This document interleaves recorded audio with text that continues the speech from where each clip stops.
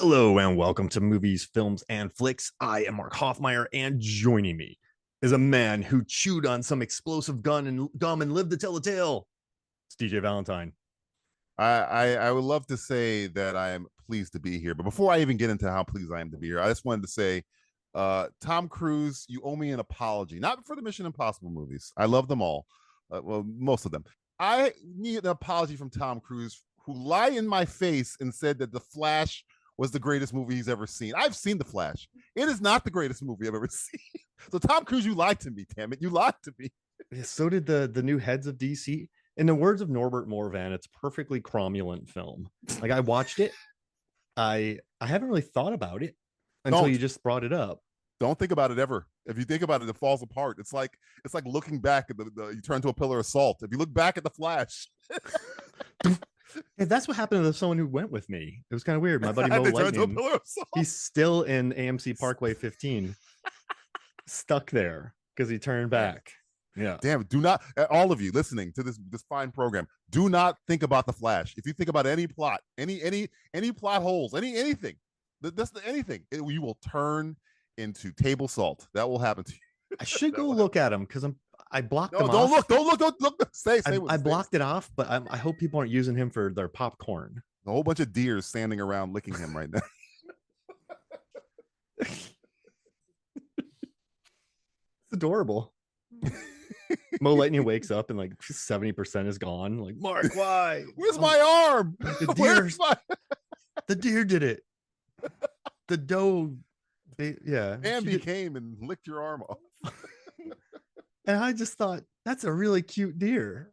Oh man, yeah. I was watching that movie and it made me think of when I remember after I walked out, I was kind of like, man, that was rough. And Tom said it was great. And it reminded me when like James Cameron was like, yeah, Terminator Dark Fate is the greatest film of the Terminator franchise. It's probably the best of the franchise. And I directed the first two. And I'm like, James, you're getting paid for this. Yeah. There's somebody right off camera with like a crossbow pointed right at your heart. You hear a truck with cash just going beep, beep, beep, beep, backing up into his house and just dumping it. James, say it's the greatest film you've ever seen. It's the greatest film I've ever seen. Fund Avatar 3. Done. I just want to make avatars. I just want to die on set making avatars. And then they make $1 billion each, and then he'll come back from the dead and make a movie about how he died on the set of Avatar. He's gonna be like Daniel Plainview. Just see after the final shot of Avatar, I'm finished. Paul Dano's just lying there. Sam Worthington head bashed in with a bowling pin. Zoe Saldana's crying. He's just laying there. Kate Winslet's on like a door frame in the water. What happened to us? We were actors once. Now we're cartoons. What have you done to us, James? Andy Serkis is like, glad I ducked out of that one. of all the movies with stop or whatever, whatever the heck he does, motion cap. I'm not in this one because Jesus, I had to sign my life away. Caesar did me 3 movies and I was out, baby. Yeah. They're spreading these avatars out. By the time they're over, we'll all be dead. We'll all be dead. We'll all be salt licks by the time we'll naturally turn to salt by the time Avatar's over. Much Flash too. He's gonna invent a time machine to go back in time to get the avatars out sooner. That's what Arnold's mission was in the first Terminator. He was just prepping. Make Avatar now. We've been prepping for this since 1989. Get Titanic done. Move on to Avatar. The technology's ready. It is all him. He is Skynet. It's all a long. He's playing the long game, Cameron. Cameron, you'll be dead by the time you finish. That's what you think. You know what though? If he said that to my face, I would be like, he has a point. If there's one person he might know something I don't know. He might. Anybody in this world, I'm telling you, anybody in this world. If he said that to me, I'd be like, I give him 70%. Tom Cruise is another one. Tom Cruise would say, no, I'm gonna make Mission Impossible movies for another 100 years. I'd be like, well, I'd give him a 7% chance. Yeah, I mean, you could put money on it. You can bet it. It's in Vegas. It's like when the people put $5 on Lester winning the title. Like that, I would do that. Cameron, though, I feel like you wouldn't make money. Like you would have to bet $40 to win $1 for him to it's like come no back bet. in time. Vegas is like no bet. Yeah. This is a push at the least bit. No. If you want to win $1, you need to give us $1 million. I'll do that. Wait, what? You know you're not going to get paid out for like another 100 years. You got to pony up $1 million to make a buck on James Cameron living for 100 years to make Avatar films. It makes sense. Yeah, I'm telling you, it's one thing. And so I guess jumping into the episode, I think we've talked about this before on John Wick, Captain America. Yeah. DJ and I met years ago when we were members of the this is pretty hard mission squad. Like we were kind of part of the reasonably hard mission squad. Yeah. We had a bunch of name changes. Kind of difficult mission squad. Yeah, I mean, listen, it's not going to be easy. It's not going to be hard, but it's not. It's like it's going to be, but it's not going to be easy. Like, we didn't have Anthony Hopkins. We had Bruce Campbell. Bruce Campbell. Oh, that's a cool Bruce squad. Campbell. We didn't get exploding phone booths. We just got text on our BlackBerry that's like, hey man, meet me at Chipotle. And then we show up at Chipotle, and then someone slides us an envelope. We read it, and we get the only time we ever got first class is when we used our miles to get first upgrade. We I mean, if someone's like, hey DJ Mark, did you guys have any good stories? And we're like, I mean, one time we had to steal a car in Siberia, drive it 1,000 miles. The biggest gadget we got was a Furby once. I think maybe it talked a little bit. It was a grenade. Oh yeah. Well, I mean, I made it a grenade when I put a grenade in it. We knew each other. One time we actually got to ride with the Impossible Mission Squad force on one of their jets, but it wasn't the BA squad. It was the Australian guy. It was Jonathan Rhys-Meyers. Yeah. It was Maggie Q. She's super cool. But yeah, it wasn't like the core crew. It was just it was like the third stringers. We were. I mean, we had fun. We weren't even suited up for the game. They were. we were in our dress slacks. And then after you sent the Australian guy out because you pulled his chute early, we never were allowed to hang out with them again. Yeah. Me and Australians don't get along. You landed in the Atlantic in the middle of it. Look, man, I was trying to get closer to Maggie Q. He got in the way. What do you want me to tell you? All right. And we got hired to go find him, which was a crazy mission. My one time in a submarine. But yeah, so I mean, maybe your first time. You haven't lived till you go to a bris on a submarine. That's the best part of my life. Oh, yeah. See, I missed that one. I think I was in Toronto somewhere. I think I was after the graffiti gang, hunting them down. The graffiti gang. Yeah, because there's wonderful graffiti in Toronto. I can imagine. Not in Singapore though. I was walking around Toronto one time, just looking at the graffiti. I'm like, this is just nice. I'm not generalizing. I'm sure there's some ruffians in Toronto, but just looking at I was like, this is pretty nice graffiti.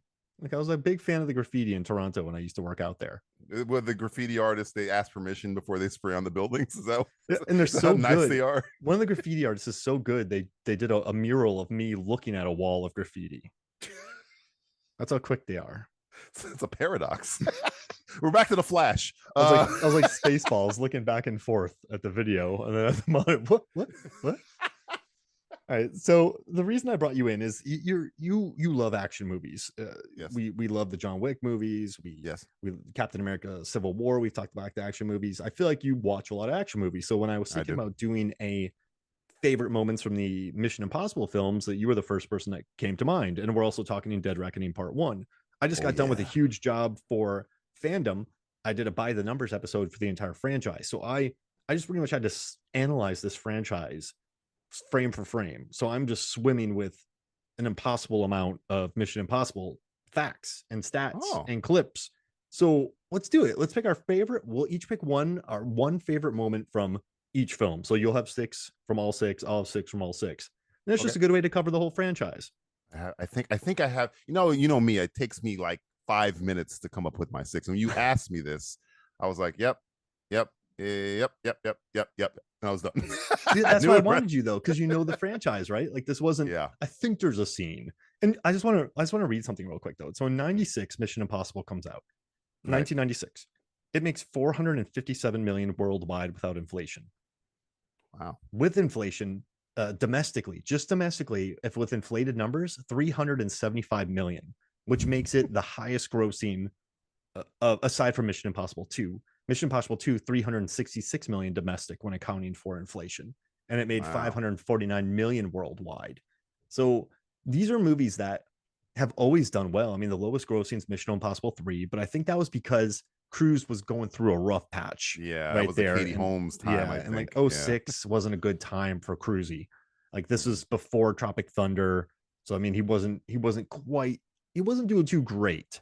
And then you get Ghost Protocol that came out of nowhere, grosses 700 million, Rogue Nation 688, and then Fallout 786 million worldwide. I mean, these are movies that I love them, and they keep getting better. And I think Tom Cruise is evolving as I don't want to call him filmmaker, but he and McQuarrie, human. He's transforming. Yeah, not like James Cameron, but like Tom Cruise. But he's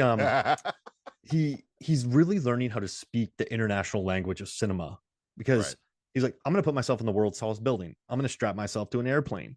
I am going to. I watched these movies, and the amount of time that they're like, we have 5 minutes, we have 3 minutes.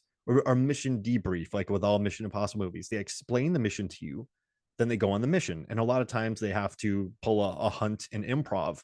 But I think what he's good at now with like Top Gun Maverick, where Top Gun Maverick's the entire movie, the first half is the mission, explaining the mission, and then they go on the mission, and then they improv, so you always know where they're at. And I think what he's done a great job of with Protocol, Nation, Rogue Nation, and Fallout is like building a cool world, bringing in Rebecca Ferguson, who's a beast, bringing in really cool supporting characters, and just nuts, like practical action scenes, and they just keep getting better and better. And so you're a big fan of that, and you also like writing. So I figured I'd bring you in. Like Chris McQuarrie has some epic Empire episodes where he just talks about these movies for 2 hours at a time. Christopher McQuarrie, as you know, my favorite writer. I know he's in my top 3. He might be, I want to say, my favorite writer of all time. He's probably top 3 of all time for me. Wow. I love Christopher McQuarrie, who, with people who don't know from Mission, he did Usual Suspects. He pretty much script doctored like most of the X-Men movies. He did Edge of Tomorrow. He script doctored Top Gun Maverick. Christopher McQuarrie, I think Tom knew, like, okay, this guy kind of gets it. He understands how to make a tight story where I can just do crazy stuff around this tight story, where, it doesn't have to be an elaborate, crazy plot, just tight enough to where I get to jump off a plane or climb a building or jump out of a building or blow up a building. I can put my set pieces around it. And I know this director, who is a writer, will make the movie tight enough. So yeah, Chris McQuarrie's awesome. Like, who only came aboard probably, I think he's helped with the script on Ghost Protocol, and then he took over after that with Rogue Nation and all that and stuff. So yeah, Cruise is Doug Liman, Joseph Kosinski, and McQuarrie. Like, those are his people now. Yeah. Like, and what's interesting? I had to watch these movies again, and Mission Impossible 96 is a De Palma film. Mission Impossible 2 is a John Woo film. Yeah. Mission Impossible 3 is a J.J. Abrams film. You got like you get the girlfriend angle, and then you get all the kidnapping angles. And Alias. It's Alias. Exactly. It's Alias. It is. It's a TV episode, and you it's still fun, but it's very much so a J.J. Abrams joint.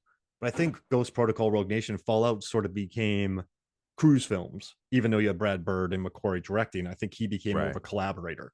So it's fun watching the evolution to where these were auteurish films to now they're big blockbuster films that are extremely popular worldwide. It's been fun watching the evolution.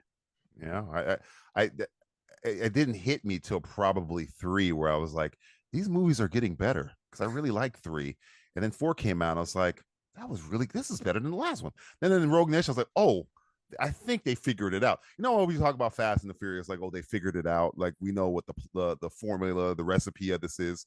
I think around 3, they figured out, okay, we know what this is. We know how to make these movies, each and every one, if not as good, better than the last one. I think that's right around 3 is when I think they got it. Now they all have their identities. I think they learned a lot from. Well, you know what? Let's get into it. Let's talk about we'll talk about each movie as we go along. But let's talk. What's your favorite moment in Mission Impossible 1996? You know me, I lean more toward the character stuff in these action movies, though I love the action movies. I mean, boom, boom, shoot, shoot, shoot. And the one thing that every time I think about that movie, the first thing I think about in Mission One is the confrontation between Ethan and Eugene Kittredge in the restaurant right after the mission fails in the beginning. Tom delivers that line that I repeat a lot, which Kittredge, you've never seen me very upset. I love that, and I have a feeling Christopher McQuarrie liked it too, because the first trailer for Dead Reckoning is like them recreating that scene. It was my favorite moment in the trailer when Ethan gives Kittredge that F around and find out like head turn. I'm like, he's seen this movie. Why is Kittredge back? I think because McQuarrie, who's bringing it back to its roots, said, I like this character. Why don't we get more of this character? He kind of just disappeared from the franchise. Let's bring him back. He's a great antagonist to him, so let's do that. So yeah, I would say Kittredge, you've never seen me very upset. That's my favorite moment. I mean, everybody goes CIA descendant shot from the yeah, of course, it's the most like one of the most iconic shots in cinema history. But for me, it was just like, you know, if you want to shake hands with the devil, as long as you do it in hell, that whole thing where it just starts off really calm and normal, and the De Palma starts turning the camera close, and now Kittredge is in this weird close-up Dutch angle, and the music is growing, and Ethan's like the couple at the restaurant, 2:00, and it's just so tense. I really like that scene. So my favorite is the confrontation between Kittredge and Ethan, which I think, I'm not sure what's going to happen in Dead Reckoning. If Kittredge turns out to be the main villain, which I hope they don't. I hope they just keep him as like the bureaucratic antagonist. I think he's one of the greatest foils for Ethan. I love their relationship in these movies. So yeah, he can hold his own, and just the camera work, like you said, just the way that they're Dutching it, the way that they're looking up at Cruise, the way the power dynamics are being shifted, and just it's classic. I'm not going to say noir, but it's very stylish. It's very De Palma, and very De Palma. They just make such a glorious thriller meal out of a bunch of fish dying, and I think it's a great trailer moment too. And I guess for me, you already touched on it, but I just can't, like, after watching all 6 of these movies again, I got to bring up Langley. Like, I got to bring up his core strength is incredible. But yeah, just the whole Jean Reno strength. You don't think the whole Jean Reno with the rat and the knife and the sweat, and you know, we think about Tom Cruise hanging on the side of planes. We think about him hanging on the tallest buildings. We think about him flying helicopters chasing Henry Cavill. But this is an action scene that is entirely around him hanging in one area, getting the knock list. Like, that's it. That's it. But for somehow, with the noise, with the sweat, with the rat, they just keep finding ways to make it visually interesting. With the guy coming back in, it's just such a, De Palma's a master when he can make a scene like that iconic. Like, you watch that movie, you don't really, I hold my breath. I sit there, it stresses me out. I think I hold my breath. It's just him looking at a screen, one drop of sweat, and no audio whatsoever. Just a beautiful, beautiful scene. And that's why Mission Impossible is my favorite out of all of these movies by far. Yeah. Oh, I did not know that. Yeah, I mean, it's the most auteurish. I think it features that scene is beautiful in Langley. I love the initial camera work with just, the spies dying, the just the ambiance, the shadows, the mystery. I mean, at the end with the gun when he blows himself back onto the plane, I think Luther is awesome in it. Ving Rhames. I think Jean Reno is a perfect foil. It's just a good, I don't know, I like how auteurish it is. So I'm saying it's my favorite. I'm not saying it's the best or the most groundbreaking, but yeah, it's easily it's always been my favorite. So, that guy's coming back too, by the way. The guy that Kittredge mailed him his clothes, that guy's back in Dead Reckoning, apparently. Oh, that's amazing. I think Christopher McQuarrie like tweeted out a picture of him, and I was like, he has like a beard. I'm like, that's the guy from the Knock Room. Because he was in Siberia manning like a radar tower. Just mailing his clothes. Yeah. That's all I remember. Oh, that's amazing. I want him manning a radio tower in Alaska. Oh, it's so good. And just I don't know. I just can't leave this. I mean, my favorite moments in the franchise are this and another one. I don't want to get into it yet, but it's just, I love it. I love it so much. So, and now we're on to a completely different movie. Completely different. Limp Bizkit did some original scores for them. So did Metallica. Metallica rules.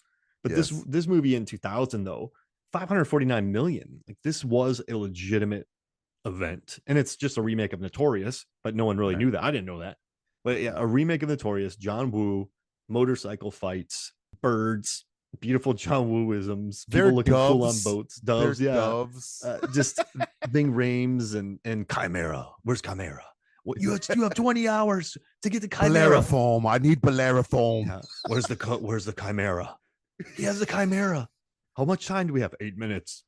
That's your drinking game, folks. When you're watching Mission Impossible 2, take a shot every time they say Bellerophon or Chimera. Exactly. And you will be schnockered. They have Luther in a van twice. Right. I think it's, as far as spectacle, it's the least of all, because it's very much a romance. And like, I love the emotion to it. There's a scene where Dougray Scott finds out that he's been tricked, but he tricks Thandaway Newton. But he starts crying. He's heartbroken. But tears fall down his eyes. And you're just... I loved her. I loved her. Just, I don't know, in the rock climbing and the glasses. And, I mean, Cruise with the long hair. It's the motorcycle. Anthony Hopkins is sauntering in. It's not Mission Difficult. It's Mission Impossible. Mission Difficult is from DJ. Yeah, that's what the DJ and Mark are on that. Yeah. Mark and DJ are they're doing Mission Difficult. Mr. Hunt, you're on Mission Impossible. You know what's funny? Like, whenever they ask for things, if someone goes, "That's impossible," okay, that's not for Mark and DJ. If someone's like, we need this motorcycle, and then we'll be like, we can get that. Well, is that a Kawasaki 96? Yeah, I got that. You know, but like, if it's Mark can get the Kawasaki, DJ no higher than the BMX. Okay, we can't go. I need a 56 Harley. I'll be Mark. You drive the motorcycle. I'll be in the sidecar. I just just hanging on. I need a Z300 helicopter. I can get you a Z2. Z1 and a half. See, my Z300 dealer isn't. How about a W? I don't even know if that's a real thing. How about a W helicopter? We can't go that far to Z. That's too far. I can get you an L. I can get you an L30. It's still good. A Tyco. Do you like Tyco? I can attach a rocket launcher to the side of it, and you just got to lean over and press the button. By rocket launcher, we mean Nerf rocket launchers. I mean, no, we can get rocket launchers. We can't get you two. We can give you the launchers. That's not the missiles that go in them. So you make that up as you go. Well, there's a launcher depot. Like, we can go get you one of those. What about the rockets? Nah. Let's see. Then we got to call arms dealer. Yeah, that's a little bit of a trick, you know. Like, then we got to go to what, somewhere in Eastern Europe. Here's a grenade and a Furby. Could you make that work? Could you make that work? This did great for us in Quebec. So yeah, now we're. Can I tell you my favorite moment though in Mission Impossible 2? All right. So my favorite. This is a devious, probably the most devious moment, I think, in the entire franchise. So Ethan Hunt has infiltrated the island at the end, and he's trying to stop Chimera. From Bellerophon or Chimera? Which one is he trying to? So he's trying to. Well, they're doing both, right? Because there's a Chimera in the back, because they're testing them both, and then they're like, Brendan Gleeson's in there. Yeah, 3 million in Sydney, 17 million in Australia. You're gonna be rich, Brendan Gleeson. Oh yeah. So that's the conversation. So Ethan Hunt's in there, and Dougray Scott, Sean Ambrose sends Richard Roxburgh as Hugh Stamp after him. Later on, Hugh Stamp comes back with Ethan and throws Ethan on the ground. Sean Ambrose just plugs him in the head. But then Sean Ambrose notices that. Oh, before he goes, I believe I broke his jaw or whatever he said. He's taped Hugh's mouth shut, so Hugh can't talk. And the reason for it is, Ethan playing Hugh was like, oh, I broke his jaw, so he can't talk. Then he gets shot in the head. But then Sean Ambrose notices the bandage on his finger that he cut with a cigar cutter. And then you see in the background, after supposedly Ethan Hunt is killed, it's actually Hugh Stamp. But Ethan in the Hugh Stamp mask is smiling like a maniac. And Ethan Hawke of Ethan Hunt. Exactly. Ethan Hawke, I almost said. Ethan Hunt is just going, yeah, killed Hugh Shoot Stamp. Your best friend. Yeah. Kill your best friend. Yeah. Like that's the meanest that Ethan Hunt has been in the entire franchise. Because that is true. You know what? I never thought about that. That is pretty much that's the most sicko thing Ethan Hunt has ever done. And his fighting skills in Mission Impossible 2 never showcase in any other movie. Also, in Mission Impossible, Voight takes out Hunt with a back punch. Yeah. And then the rest of the franchise, he's taking so much punishment. So it makes me wonder how hard Jon Voight hits. He's a ninja in the rest of the movies, but like in the first one, he's just like a guy. He's just a guy. See, I guess the only way that works in my head canon is that Jon Voight just has like hit the liver, or just has a wicked liver back punched punch. him. He liver punched him. Yeah. That's like the only like Jon Voight's a former pro boxer who was recruited. Yeah. This is the Midnight Cowboy. Come on, he can. Oh, come on. He's actually Paul Serrano, who survived the Anaconda death and became an IMF agent. He gave him a wink and punched him in the liver. That's what he did. Oh man. So yeah, that's because it's evil. It's like it's Ethan's. It's funny. I've seen moment. that scene a million times, and I thought you were just going with the scene in general, but I never considered that is some sadistic evilness that he could have killed you. He didn't even have to go in that room. He ran out of the room. He did it just to have him kill his best friend. Yeah, he didn't even have a disc. Like he didn't have to go in there to swap for Chimera Bellerophon, whatever it was called. Yeah, like a Bellerophon. Yeah.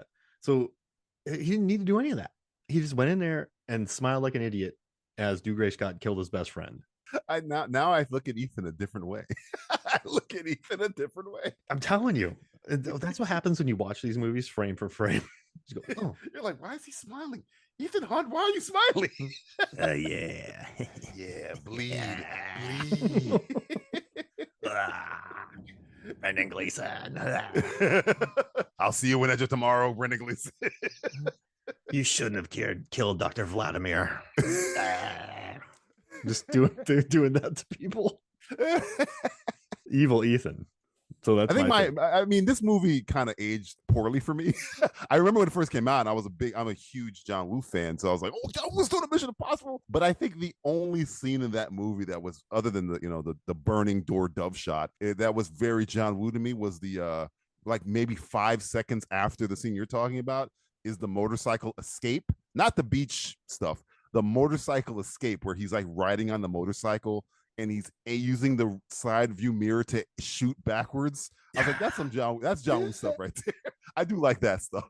I wrote my notes because I had to pull all the action scenes. Like he just looked in the mirror and shot some. Like that was cool. Yeah, and then he does the wheelie and he shoots some guy and he does the thing where he spins and he turns around. He just empties a clip and the guy's gas tank and the car lights on fire and explodes. Yeah. That's the John Woo-ness of that was the hard boiled part of the movie where they say, "Okay, go ahead, John, put an action scene in here." It's shot 3 times too when he does that, which is amazing. Yeah. It's so melodramatic though. Like Woo likes that. Like there's the scenes where it's him and Tandaway. It's just so melodramatic. Like this one was hard for me to get through this time. It really was, and because I'm a huge John Woo guy too, and just this one was kind of tough. This one was kind of tough for me to get through, but I still find a lot to love about it. But yeah, the beach stuff, except for maybe the knife shot where they actually had a real knife next to Tom Cruise's eye. If you watch that scene, it's like it's hanging on a string, but it's a real knife, and that is Tom Cruise's eye. And they're actually having it like barely touch his like eyelid, and I'm like, Tom, you don't have to do this. Why are you doing? We would have bought it. You could have shot it a different. Use a rubber knife. We would have accepted it. It's okay. Yeah, that was an odd one. Like the mountain climbing was enough for me. Yeah, that was crazy. Just not. Yeah, the eye, woofta. Yeah. Every time I watch that scene, he was right, because every time you watch that scene, you go, you get that feel. But a lot of movies don't do that. So I mean, Cruise knows what's up. And also these two movies make me really respect Tom Cruise in the 90s, 2000s. I think right now he's kind of happy where he's at, but this was a dude who was working with De Palma, John Woo, Stanley Kubrick. He knows his history. He was working with Paul Thomas Anderson. Like he was working with auteurs. Oliver Stone. He's known everybody. And he was who they needed him to be in their movies. I think when we're talking about superstars, he really, okay, Stanley Kubrick, I will do what you want. Okay, John Woo, I will do what you want. Okay, De Palma, I'll do what you want. And I will, like Ben Stiller, I will do what you want. I respect that about him. And yeah, this movie, I just would rather watch Notorious, which is bad, but also Notorious is an all-time classic. It's my favorite Hitchcock film. Does Notorious have a burning door and a dove flying through it as Tom Cruise saunters across the screen? Yeah, No.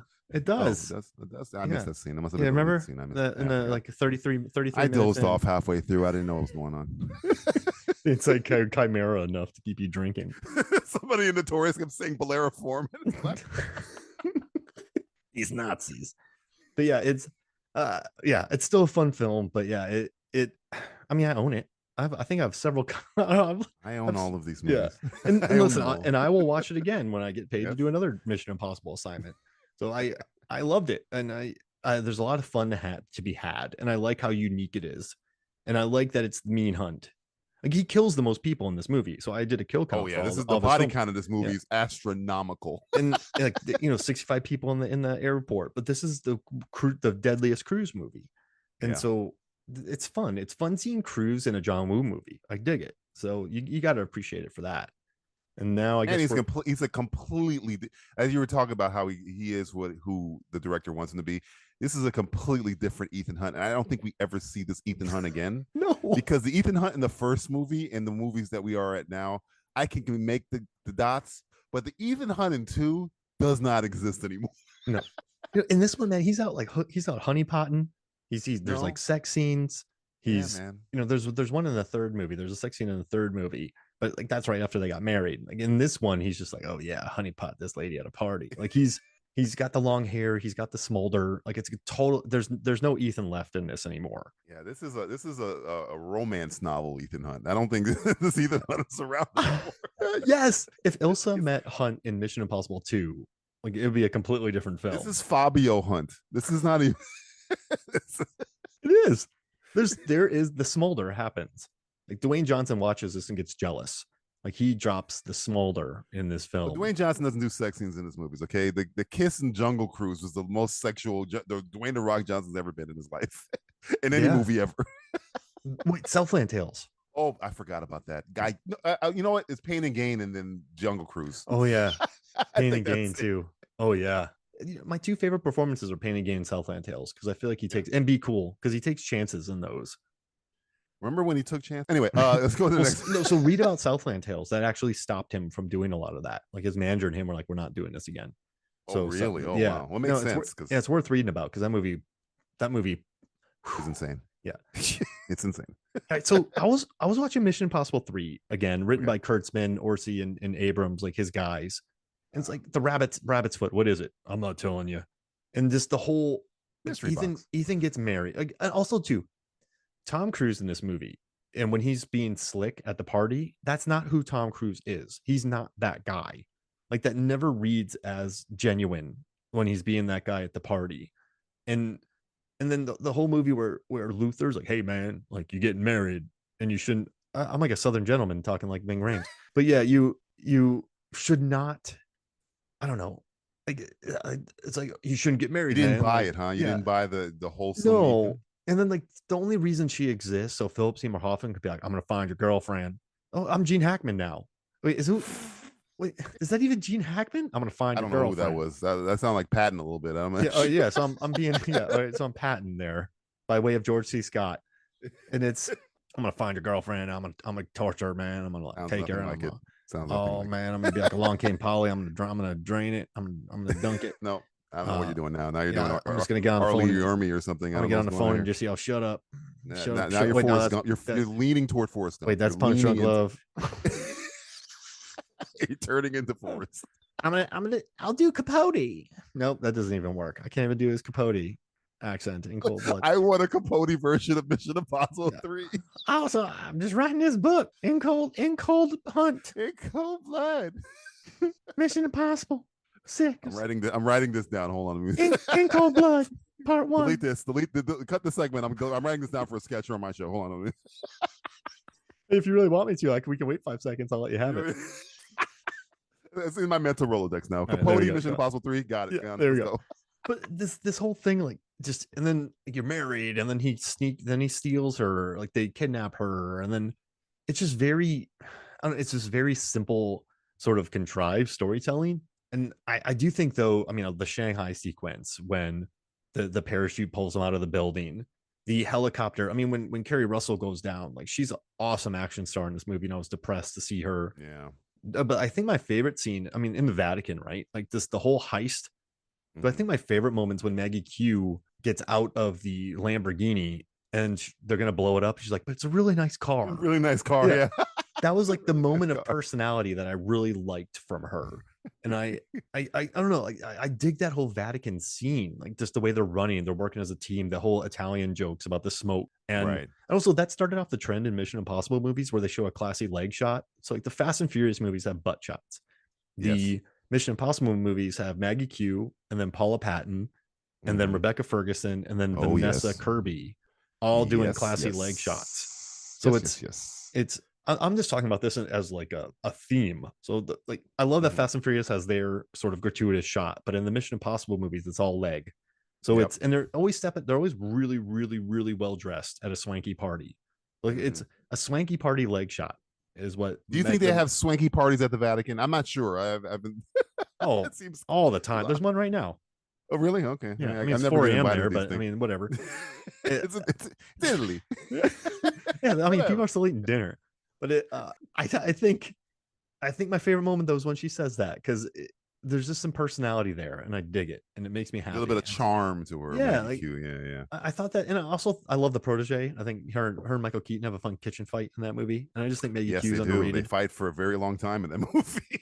It's great, and it's Martin Campbell, and he's wonderful, and I just think that scene has a lot. It gives Jonathan Rhys-Meyers some personality. It gives her some personality. Luther's great. The whole bathroom bit with two Philip Seymour Hoffmans, like his voice isn't working. I think it just, but I love that scene. But it's such a nice car. Like that was a good line. So that's my favorite moment of Mission Impossible 3. Well, anybody who knows me or has listened to me talk about this film anywhere else already knows what my answer is going to be. The opening scene bleeding into the first scene of the third act that you mentioned, the interrogation scene between Owen Davian and Ethan Hunt, I think, and I get a lot of flack for saying this, is one of the greatest acting moments Tom Cruise has ever had, mainly because of the emotional range he goes through in the scene, where he goes from cocky to angry to desperate to devastated all in one long scene. And Philip Seymour Hoffman, I still think, remains the greatest Mission Impossible villain, in my opinion, because of this scene. He did all this to Ethan because he wanted him to feel what losing feels like. He didn't want to kill him. He wanted to tear him down.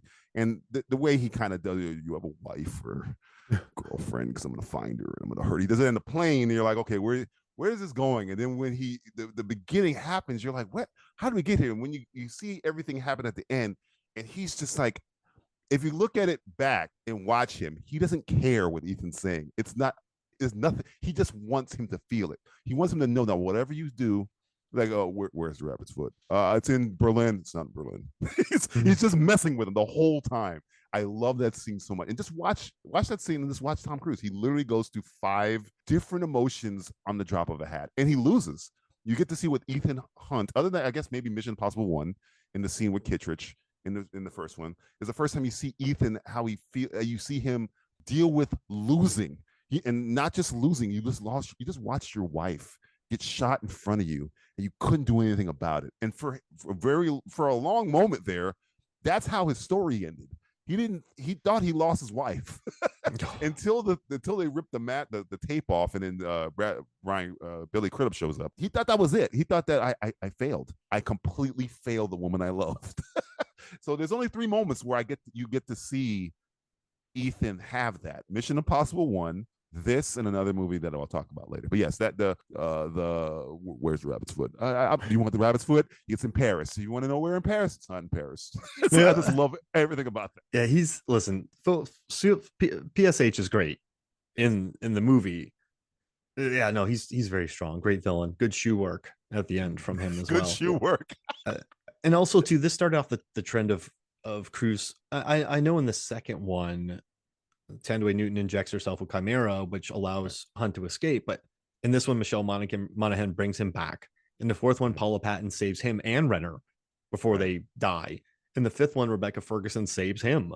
And then so it's like people keep it starts a trend of Cruise being saved by like cool ladies in his movies too. So you get a dude who this kicked off a neat trend, and it went big again. It went there's a lot to like. And I thought Kerry Russell was cool as the no blinking gun shooter, which she probably practiced really hard at. She probably practiced very, very hard. Her eyes are so big. She's like, don't blink.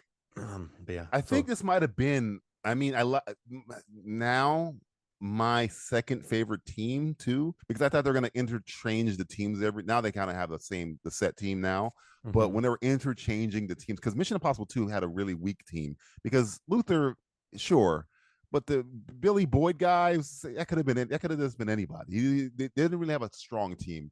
Where in 3 you have John Rhys Myers, right? John Rhys, right? Jonathan Rhys Myers and Maggie Myers and Maggie Q, and they had a little thing going, and they were the whole thing. You're talking about the Vatican scene where they're arguing in Italian in the street. The team I thought was really interesting. They all had their own little things going on. So until this one comes along, you have Simon Pegg kind of showing up.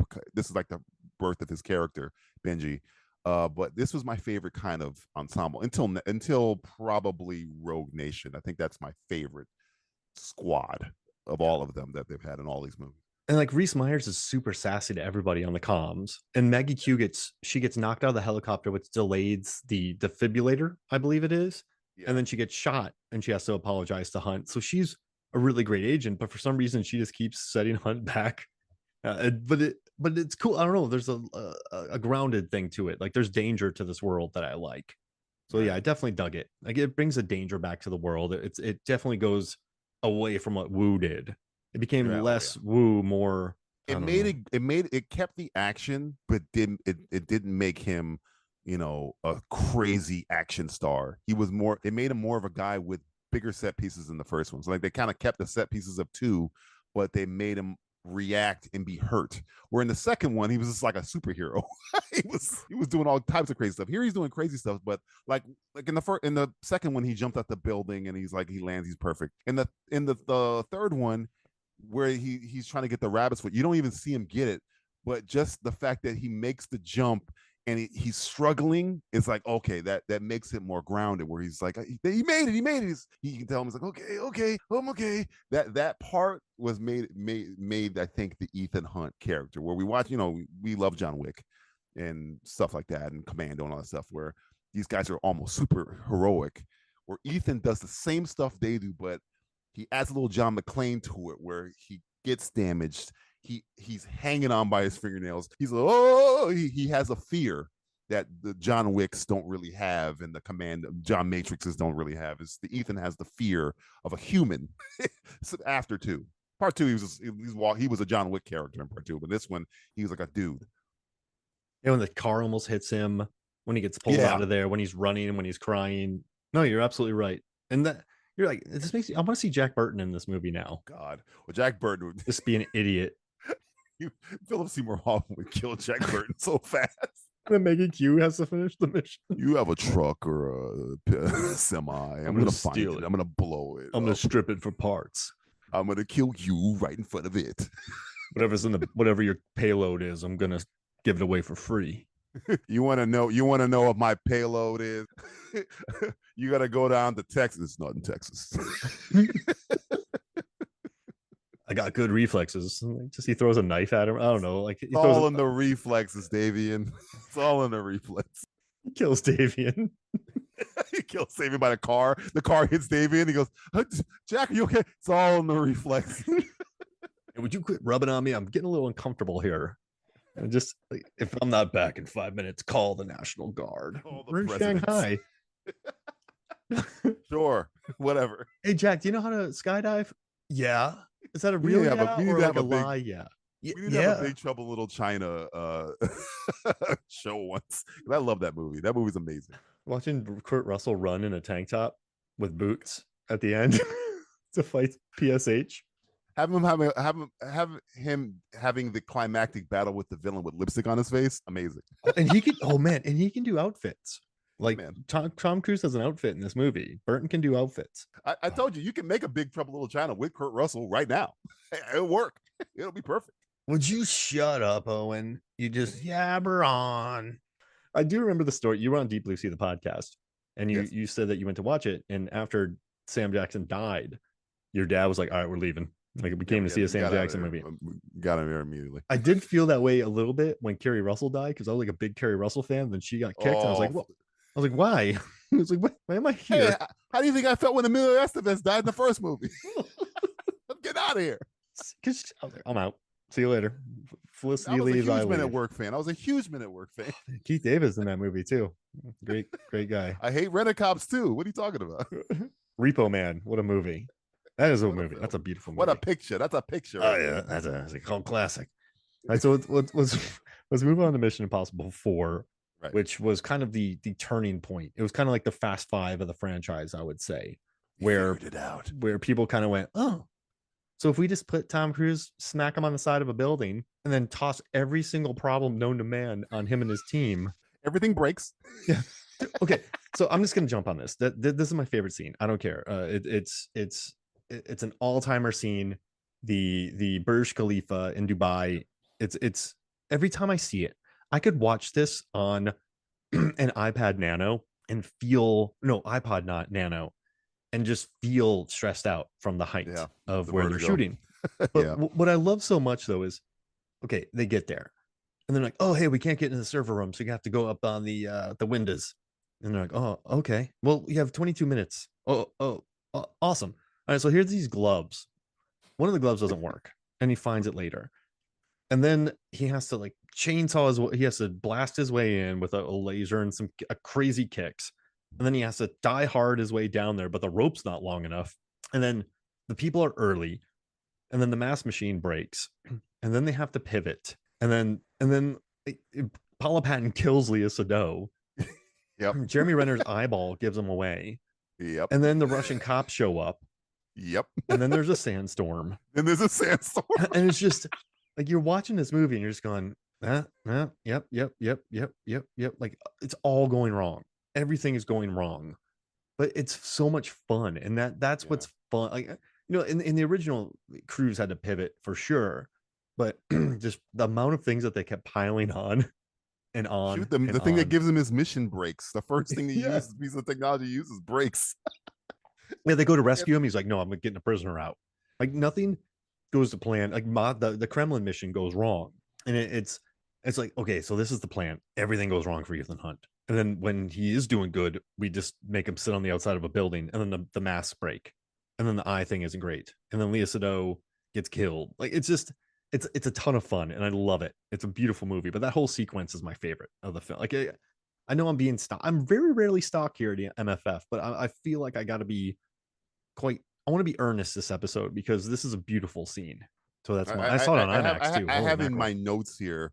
It's not my favorite moment of the movie, but I have in my notes that you're bringing up the Khalifa scene, and I have here, and you can bleep this out, but all I have here is no shit, because it's my favorite line read Tom Cruise gives when he goes, "Your rope's not long enough." He kind of looks at the camera and goes, "No shit." Yeah.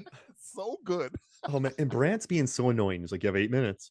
You have 6 minutes. It's 8 minutes till door knock. He keeps saying 8 minutes till door knock. 6 minutes till door knock. You're not helping. And then it's not long enough. No shit.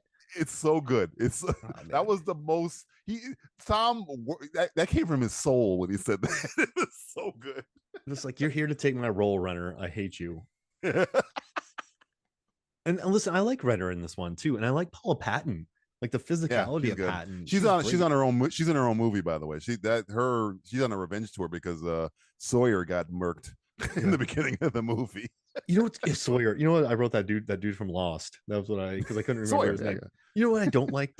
My least favorite scene in all the Mission Impossible movies are when they're at the big party in India, and Tom Cruise is telling Paula Patton how to hit on a man. Yeah, I don't like that. See, the thing about that movie, the problem with that movie is that building scene should have been the climax. Mm-hmm. They should have flipped the end scene in the building scene, because after the building scene, it was kind of downhill from there. Not downhill in a bad way. It's just like, you're not going to top that. That was an amazing set piece. How do you top that? And it didn't. The whole ending of the movie, even at the car park and the missile, it just wasn't as great as him climbing that freaking building and the tension and the Lea Seydoux and kicking her out of the window and all that stuff. Nothing was better than that in terms of high stakes tension than that scene. So yeah, the whole thing at the party, I was like, this feels like a different movie all of a sudden. Where am I at? And then you're chasing Dragon Tattoo through India in the car park. I do like that he kills himself. My second favorite moment's when Leah Sado does that thing with the diamonds where she kind of like wipes her hands off. I was like, good. That's why you hire them, like actors like that, for small roles like that, to add that. But yeah, but when he's telling, like, okay, you got to turn your back on him. Okay, give him the lip. Okay, if we do this, like, it's like Tom Cruise, bro.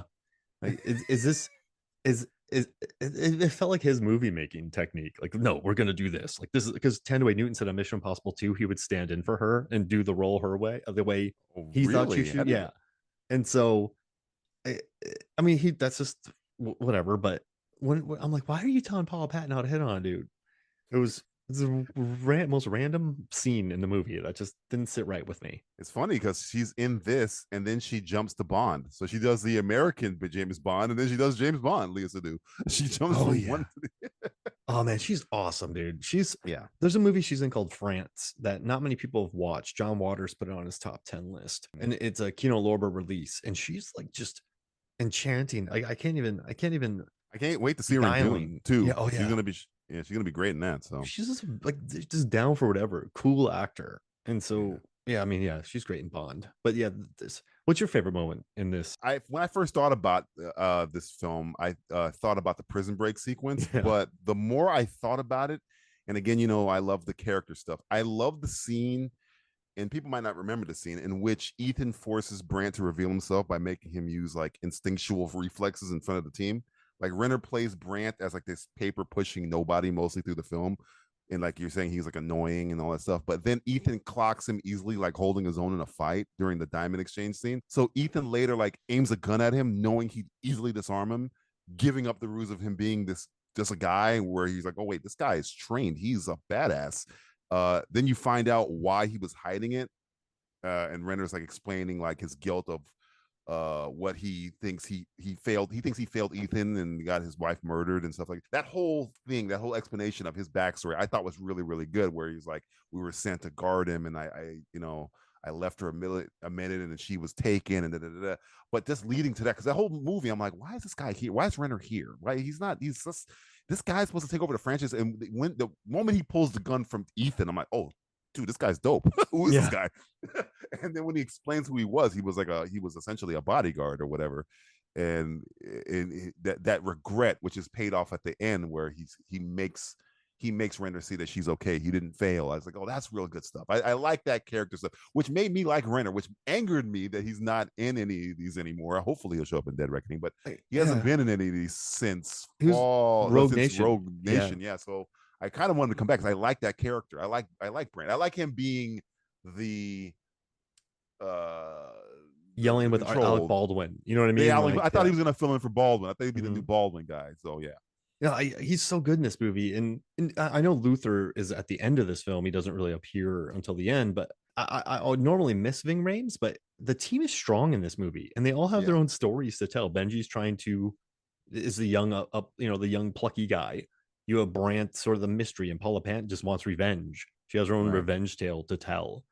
And it's fun. It's cool. Like I like the squad on this movie a lot. Yeah, this is when the team I think the team for me comes together. Let's do it at the end. Yeah. We'll put together a 5-person super team. Oh yeah, I like this. Okay. Go to the next movie. All right. So you just my favorite movie, Road Nations, is one of my favorite movies. So let's go to Rogue Nation. And yes, I'm just gonna jump in because there's a scene at the opera where Tom Cruise is fighting a henchman, and they're both on this rigging, and they're looking at each other. They look like they're the same height, but then the guy steps up and is just way taller than Cruise, and that made me really happy because I think it you know what I noticed about Hunt too is I had to find Tom Cruise's height in every single one of his movies. He's 5'6". So he's 5'7", and I went through all of his films and I pulled all of his heights from all of his movies. Like I found driver's license scenes, mug shots when he is standing next to Thandwe Newton in the second one. She's this height. When in Jerry Maguire they say that Rod is 5'11" when he's standing next to him, or 5'9". So I researched every film to find his height, and in these Mission Impossible movies he's about 5'9", so he's not trying to be huge. He's at about 5'9" in all these movies. That's what he wants the world to believe. But when that guy stands taller than him, I think it's just, and also he dies in this movie. He's brought back. He's diving over cars like a goober with the music kicking in. Like he's not afraid of making fun of himself. And I No. really like that in this movie. He is not. Is that the first time he acknowledged how short he is in a movie? Could that be the first time he acknowledged it? I think so, because remember what all the small movies, he's like, I'm 5'10", and he had never. Yeah, I would say so. I would say that's the first time that you directly have going through all of his movies. I would say yes. And so, I mean, that guy's a giant, but it's just a good, funny scene. And then he does a drop kick and kills the guy. And I love a good drop kick kill. So that's my favorite moment in Rogue Nation. I like that moment, not because of that scene, but because of it's not my favorite moment, but this is the movie that introduced me to a certain actress named Rebecca Ferguson, who I've had a crush on since this movie. That sniper shot, that classy. That's what I'm talking about. Classy. It was such a well shot. I love that shot. It's so great. Rebecca Ferguson's amazing. I watch her in anything. Also in Dune too. But I mean, you're talking about Rogue Nation. It's gotta be the plane scene. What are we talking about? It has to be the plane scene. Of all the set pieces in all the films, that to me is the most insane. I brought this up to some friends earlier today because I was like, yeah, I'm doing a show where we're talking about the best moments in all the mission movies. And they said, oh yeah, what about the part where he's holding his breath? Because he held his breath for, I'm like, yeah, but if anything happens to Tom in that, he'll pass out and they'll give him oxygen. He'll be okay. If anything happens to Tom on that plane, he's dead. If he gets Fabio'd, he's done. If a goose hits him, they said if a rock hit him at any speed, it'd be like a bullet. So I'm like, there is nothing they could do to stop. And this is the first scene in the movie. This is not the climax. We're just talking about the ghost protocol with the building. This is the first scene is the plane scene where they actually take off with him strapped to the side of a plane. If you've not seen this movie, I don't know why. This movie's the first Christopher McQuarrie movie that he gets to direct, and I was just like, oh, he is all in, because I thought, Christopher McQuarrie at the time, he hadn't done nothing huge like this. This was like his first huge thing. And that is one way to go, yeah, I'm directing the crap out of this movie. I'm going to tie my star to a plane in the first scene, and we're going to take off. We're going to do it like 3 times and all types of crap. And I watched it behind the scenes. It's even crazier than the movie itself. Yeah, going with 180 miles an hour. And then when the door finally opens, the back loading thing is open. So he almost falls out the back. Yeah. Like it's such a deep, this is the best movie of the franchise. It's my favorite. It's my favorite movie of the franchise. I think it's not the best put together movie of the franchise, but it's my favorite movie of the franchise. If that makes any sense whatsoever. That fight at the end in the shadows, it's very almost Mission Impossible 1 when Rebecca Ferguson's shadow knife fighting at night. It's just like the symmetry of how they capture. Is it what's his name Bone Collector? Is it the Bone Collector? No, that's what they call him. No, not that guy. Not the main guy. The main bad guy. The one who whispers Ethan. That guy. Sean. I think his name is Sean. The guy from Prometheus. I have all their names here. Just 1 second. Sean Harris is Solomon Lane. Sean Harris is his name, but yeah, and the guy's name is the Bone Doctor. Bone Doctor. Yes, he's in the torture scene. But no, the symmetry of the first time Ethan sees him, he put him in a box and he gassed him. So at the end of the movie, Ethan puts him in a box and he gasses him. I was like, that's good. That's good Christopher McQuarrie writing right there. That's beautiful. and Renner and Ving Rhames helped. Like I love how they Renner's there still. Yeah, and great. And I think the woman, her Hermione Corfield, she's an IMF worker at the London record shop. She's one of the best 60-second characters because she has next to nothing to do, but you like her. So when she's killed, you're like, I liked her. Like I don't know who that was, but she's cool. And that was unnecessary. You got to get somebody from the moment where it happens. Where you're like, oh man, this guy's a piece of crap. If it was nobody we cared about, it wouldn't. Like you're saying, it wouldn't have hit as hard. But in the first 5 seconds, you're like, wow, this guy's horrible. And I really want to get that voice down where he just whispers the whole time, Ethan. He's like a vampire. That guy, he's great. You know what you've done, Ethan. and I know what you've done. And the Bone Collector knows what you've done. And soon the world will know what you've done. He's a vampire. He was in the Timothy Chalamet movie, The King, and I think he's like the priest or whatever. And I'm like, look, I think he was I can't remember the movie specifically, but I know he was in there as like a priest. I'm like, any movie you play now, I'm like, you're a bad guy. You just the voice is too evil sound.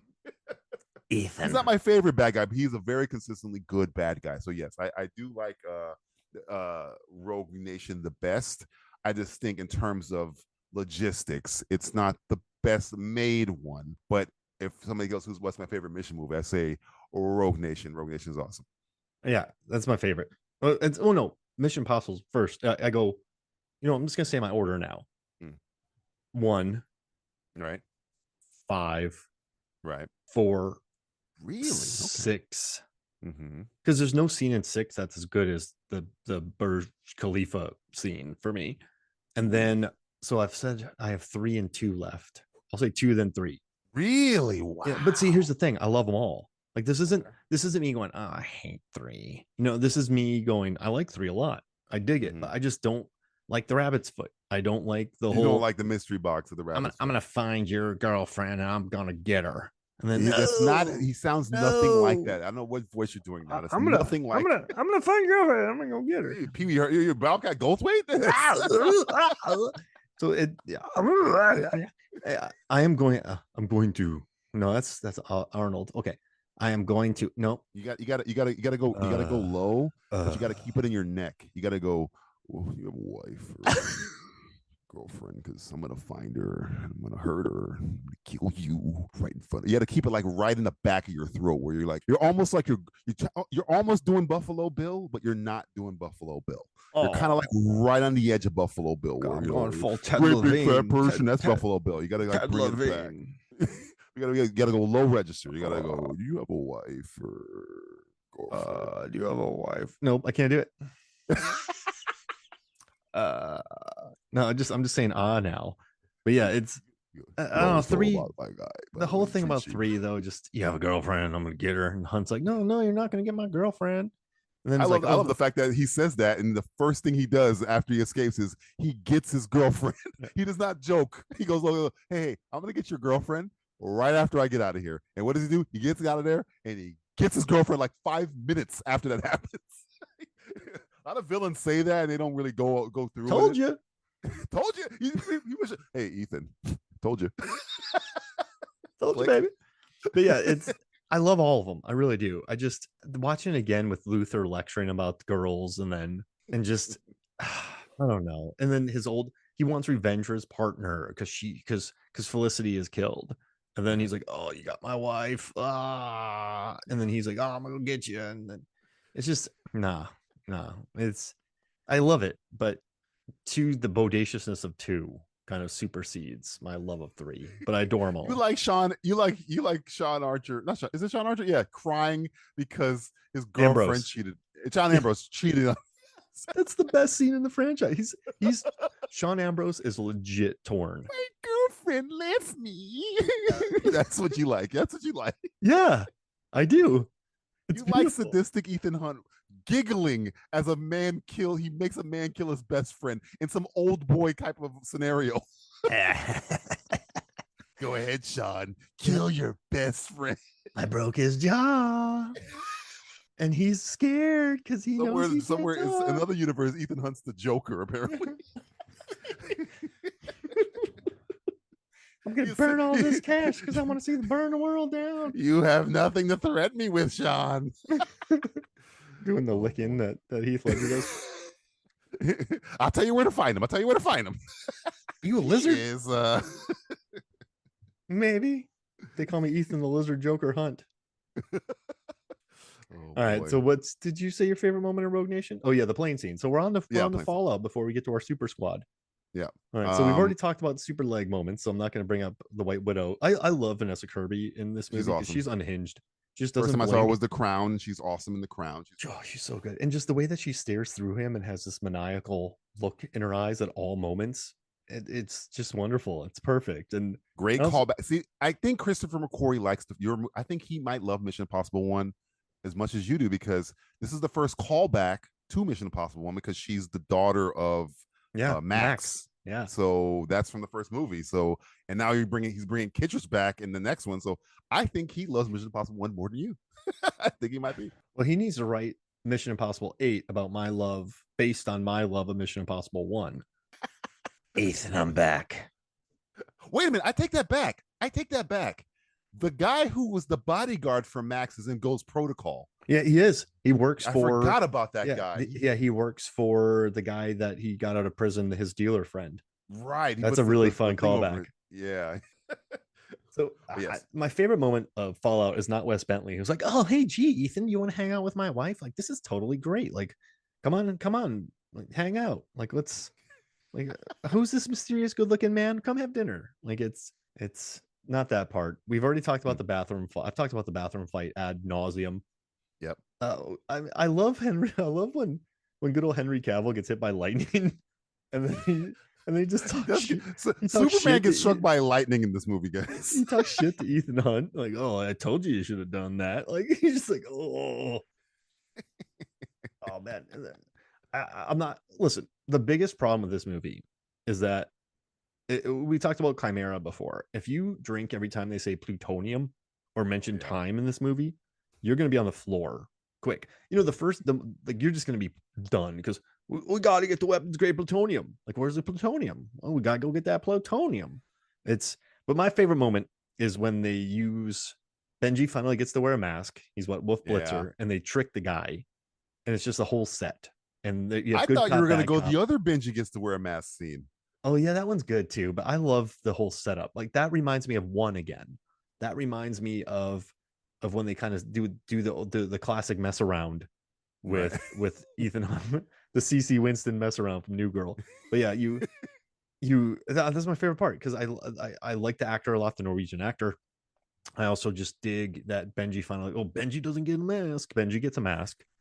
I like the good cop, bad cop. I like the vibe, and also too, Fallout is drenched in very much so, like, it's very dour to open up with, very, very dour. So when you get this scene, then the music kicks in, it lifts you up again. So it's a really good, sorbet after a very heavy dinner. Right. That's a weird thing to say. I dig the opening scene in the Wolf Blitzer thing because they used it in the trailer like it was real. Like, they used it in the trailer when, like, Luther was holding him back, and when you watch the movie, it's like, oh, this is all bullcrap. In the trailer made it seem like something really bad has just happened. But Ethan was just playing the guy, which was great. I like that whole scenario. Yeah, that's my, and also too. So I have the Wikipedia page open just to pull names in case I forget something. But even in the breakdown of this movie, they mentioned plutonium 7,000 times. Take a shot. half a shot, because you'll die. DJ, where's the plutonium? I don't know, Mark. Where's the plutonium?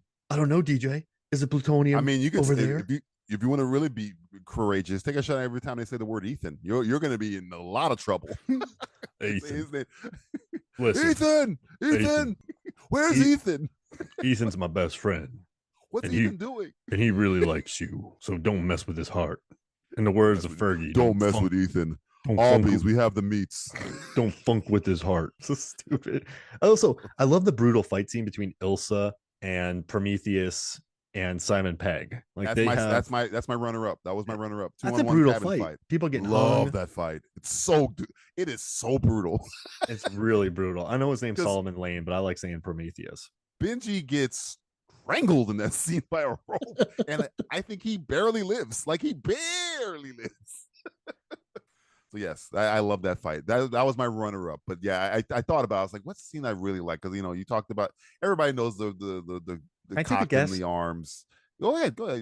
You talked about Cliffhanger with Jay Cluitt on Deep Blue Sea, the podcast. Is it the helicopter fight that was ripped directly from Cliffhanger? You know, it's funny. I thought about that one, and it wouldn't be the cliffhanger. The thing that was more impressive about the helicopter was that Tom Cruise is actually flying the helicopter. The shootout I liked, but it's not my number one. But I do love that scene.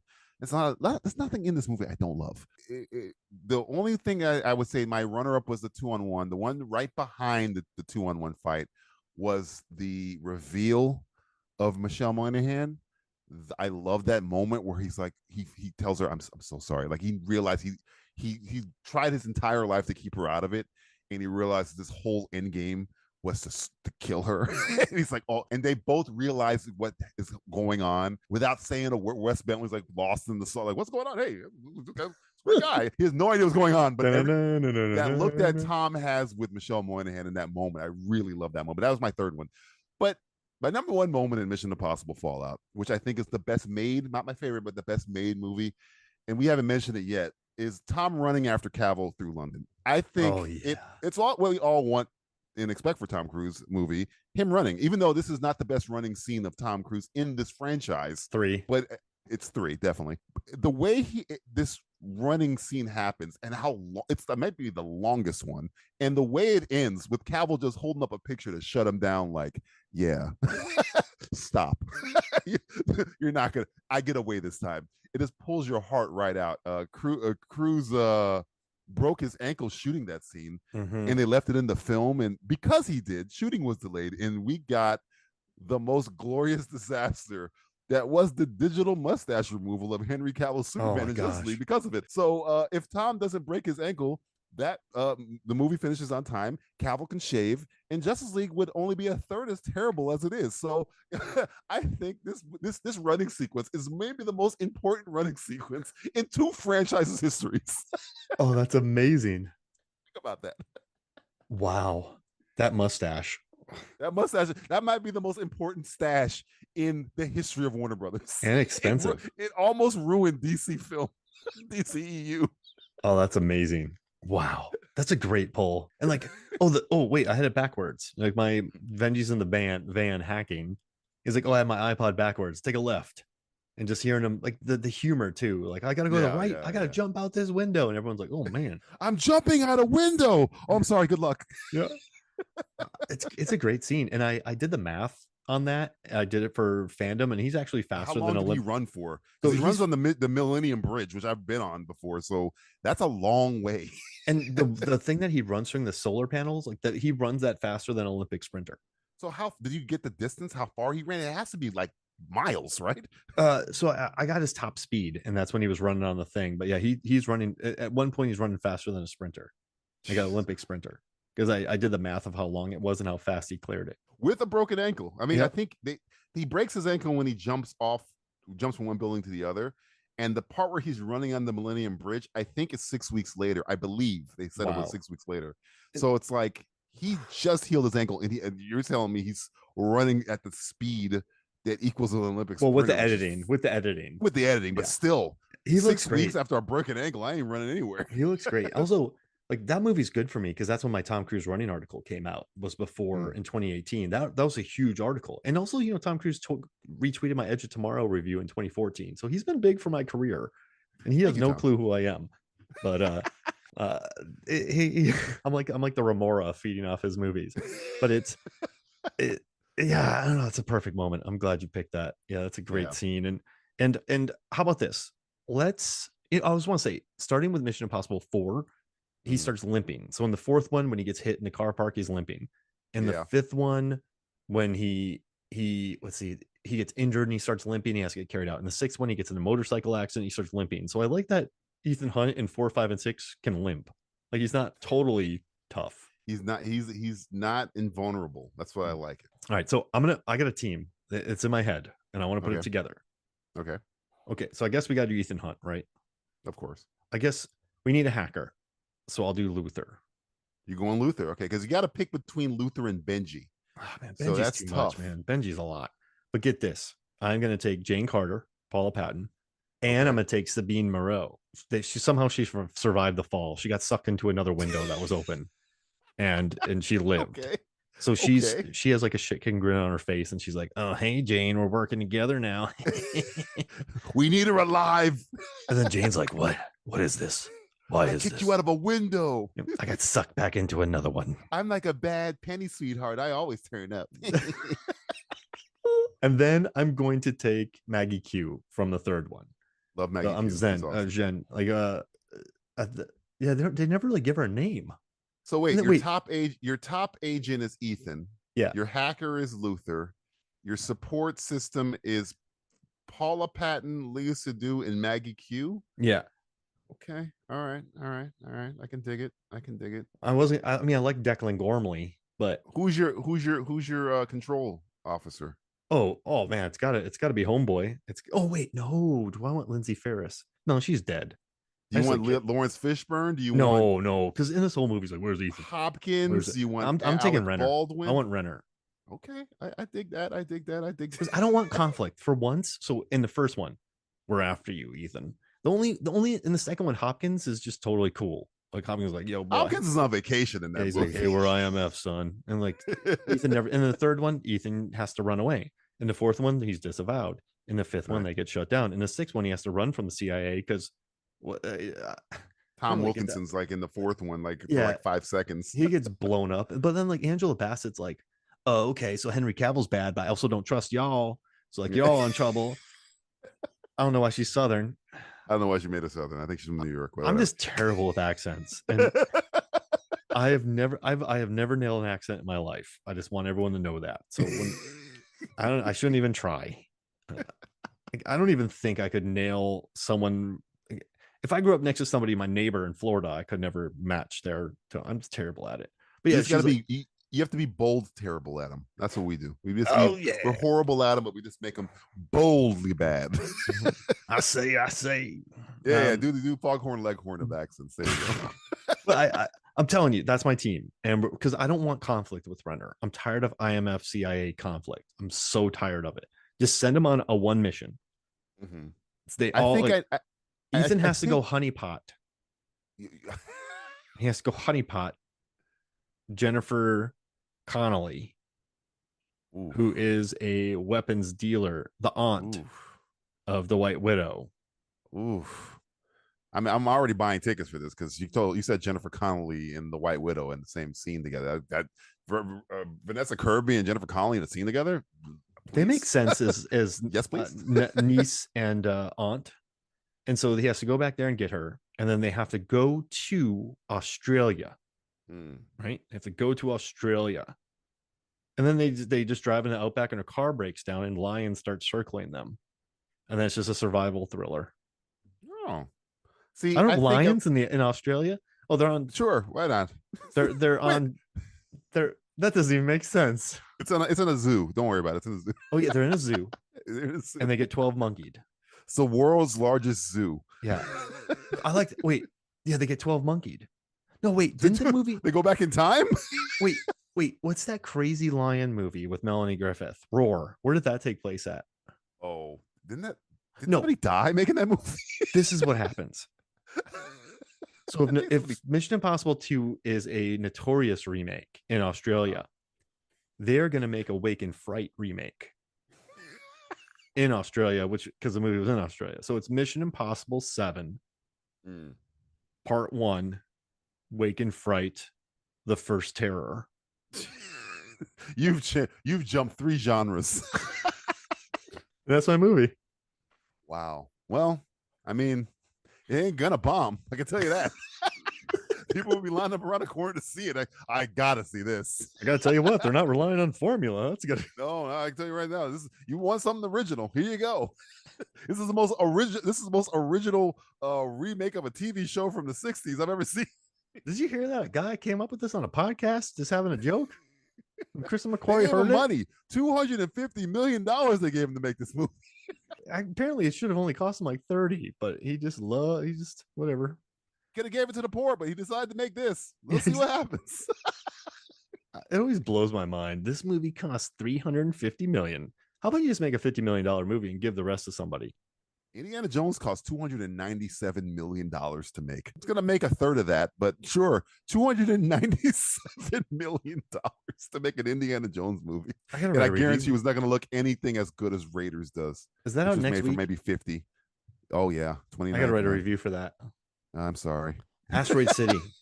Asteroid City. Probably my favorite movie of the year so far. Really? Because here's the thing. Remember, so I'm like, I keep saying this, but I'm 40. So I grew up with Bottle Rocket, Rushmore, Royal Tenenbaums, Darjeeling Limited. Like sadness was used to permeate Wes Anderson's films. And I was getting all goofy. Yeah, before, French Dispatch and Grand Budapest Hotel had some sadness, but it's very character driven. It's very set piece driven. It's very color palette driven. Back in the day, I feel like he used to rely on conversations in Grand Budapest Hotel, in like even Life Aquatic to a certain extent. He used to have conversations in his movies. And this goes back to that. And I think Jason Schwartzman and Scarlett Johansson do amazing work together. I think Jeffrey Wright's always perfect. Like this movie, it's pitch perfect, and it feels like 2007 and below Wes Anderson, not sort of his really? later day. Yeah.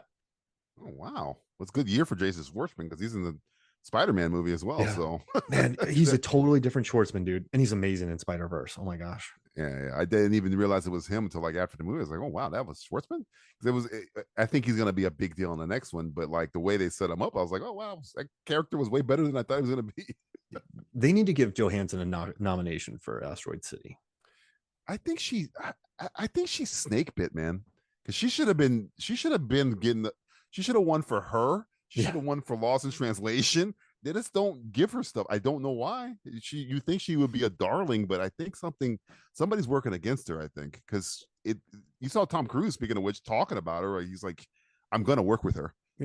I don't care, because she mentioned him somewhere, and then they asked him about her. She's like, she's a movie star. She can do comedy, she can do action, she can do drama, she can do suspense. I'm gonna work with her. I don't care when, it's gonna happen. I was like, Jesus. You know when Tom gets that look, he had that crazy eyed look. I was like, oh god, it's gonna happen. So she's gonna be the new villain in Mission Impossible 7. Guaranteed.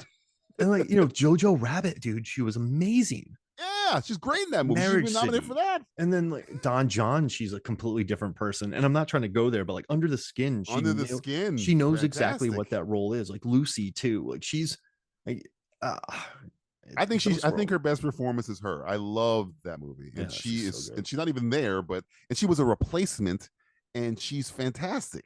So I'm like, if you took all her best performances, it's a murderer's row of great movies. So I mean, when we're not even talking about any of her comic book stuff. We're just talking about like stuff she's done. She has it all. So I don't know. I think she might have $5 billion movies. Five movies that made over she's the highest grossing female action, or highest grossing female lead. Maybe so. Saldana, right? Saldana has it. It might be Saldana. It's between her and Saldana. It's one of those two. She's in top 3. I guarantee you that. So, because she's in Endgame with Saldana, but Saldana has both avatars, so that might have pushed. And Infinity War, right? And then the 3 Guardians. They're both in Infinity War, but that kind of is a wash. But the avatars, I think, pushed Saldana over by a little bit.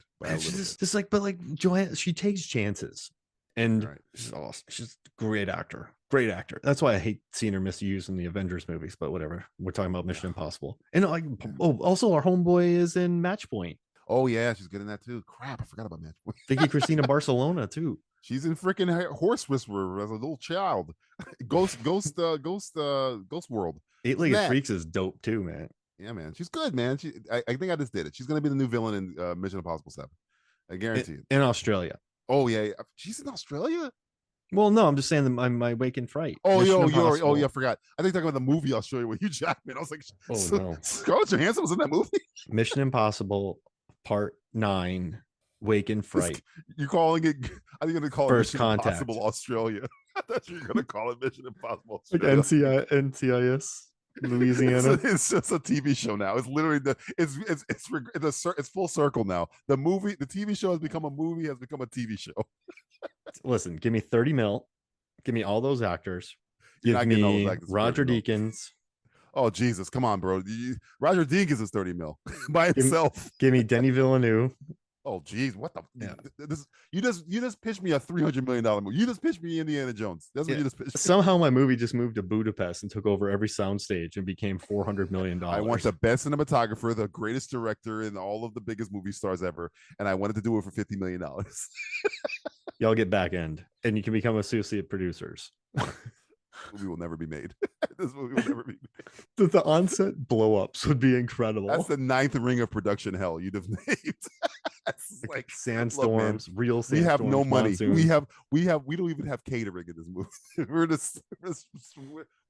we're gliding by here. Okay. Does someone have a memory card for the camera? I got a guy named Roger Deakins. He isn't the Roger Deakins. He's just a guy named Roger Deakins. He spells his name with 2 E's. 2 E's. I got this guy named Dennis Villeneuve. 2 N's. He would have got him in here. I know his brother Roger. Roger Villeneuve. Let's get him. I know Jennifer Johansson and Mark Cruz. Scarlett Johansson's sister was in Shark in Venice. Give me her. Tom Cruise has a cousin who was in Minority Report in real life. I'll take that person. Just give me all the knockoffs. He was also in Mission Impossible 2, by the way. Give me them all. I'll take every single.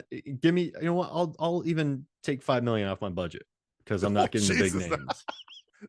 This movie is gonna be half finished. This is Batgirl all over again. They cancel.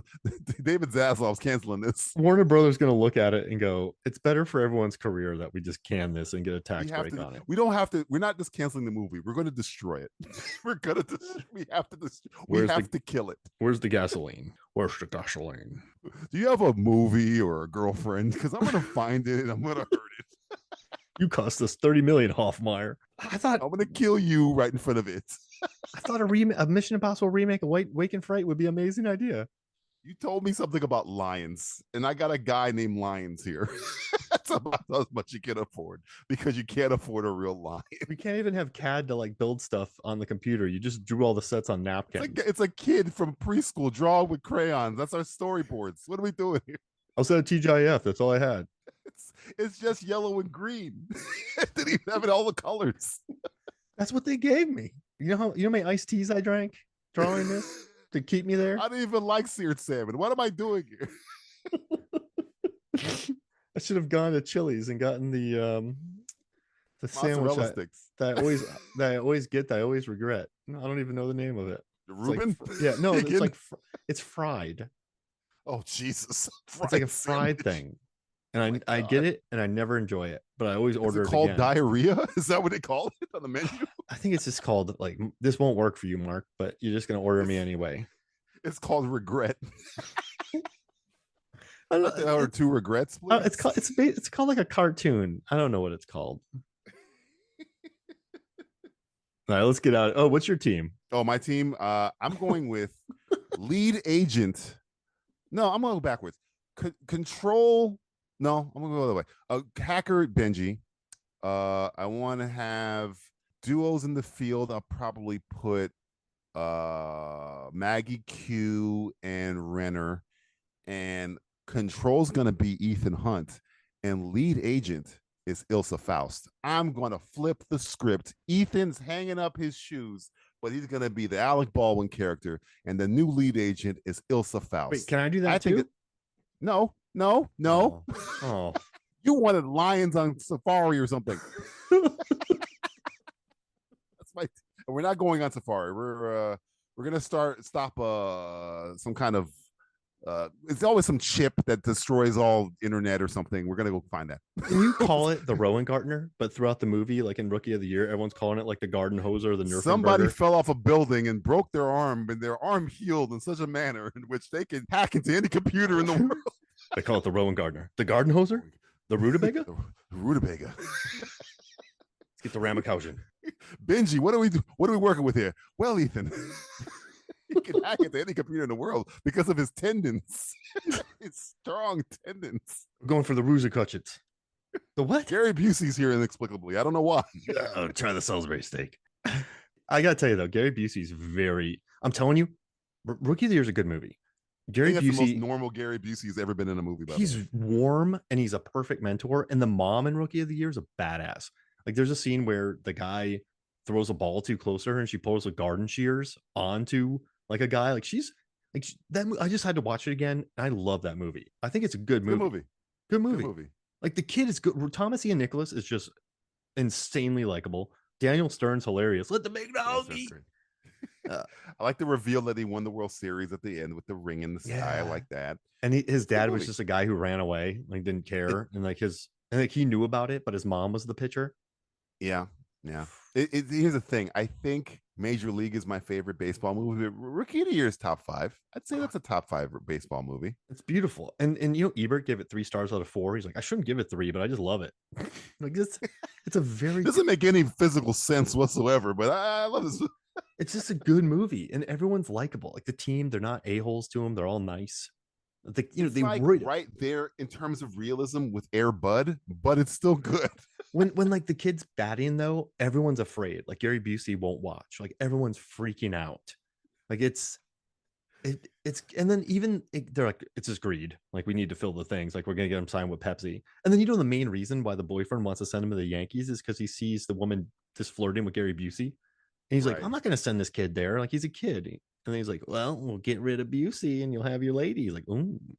So but it's funny. If he would have gone to the Yankees, he would have had a longer career for the simple fact that he wouldn't have to bat. Yeah, they have a designated hitter in the AL. If you would have gone over there, it'd have been fine. And the Yankees would have signed him. So it makes perfect sense. Yeah, the Yankees are greedy. Yeah. I won't judge them. Oh, bad. I will. All right. So where can people find you, man? Simplistic.reviews. Search Simplistic Reviews on iTunes, Stitcher, TuneIn, Spotify, all that good stuff. Yeah, we have a show every month with our hijinks and commentary every 20th. And the Simply 15, where we have pretty much like a mini 15-minute podcast on a subject every 15th of the month.